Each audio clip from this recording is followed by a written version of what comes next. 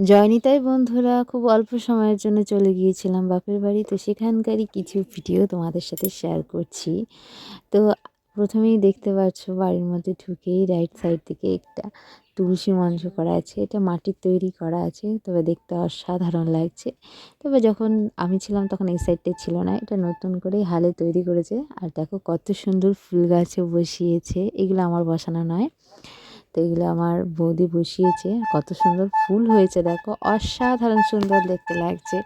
তো সেই জন্য ভাবলাম যে সেখানকার কিছু ভিডিও তোমাদের সাথে শেয়ার করে। আর দেখো কত বড় একটা অপরাজিতার গাছ, মানে পুরো ভিডিওটাই আমি নিতেও পারছি না, এত বড়।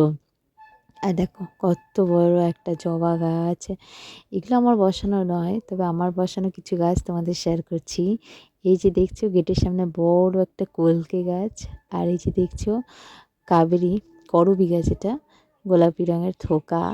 তো এগুলো আমার বসানো ছিল। একটা জিনিস দেখো তোমরা, কত বড় দেখো গাছের উপর মাধবীলতাটা উঠে পড়েছে, আর কত সুন্দর লাগছে।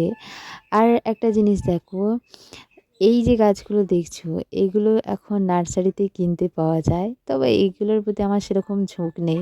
কারণ যেহেতু আমার গ্রামের বাড়ি, আশেপাশে দেখা যায়, এটা তো একদমই আমাদের বাড়ির গেটের সামনেই ছিল, মানে আমার মায়েদের ওখানকার।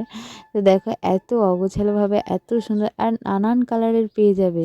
আর দেখো কি সুন্দর একটা দোপাটি গাছ হয়ে রয়েছে, ফুলটা জাস্ট অসাধারণ লাগছিল দেখতে। তো এগুলো একটা ইঁটের উপরই হয়েছিল দেখো, আর সেখানে পার্সেলান গাছও হয়ে আছে। তো এইগুলো খুবই নর্মাল আমাদের ওদিকে, তবে অনেকেই নার্সারি থেকে কিনে এনে বসাচ্ছে। গাছ বসানো ভালো, সবাই গাছ বসিও, ভালো থাকো সুস্থ থাকো, জয় নিতাই।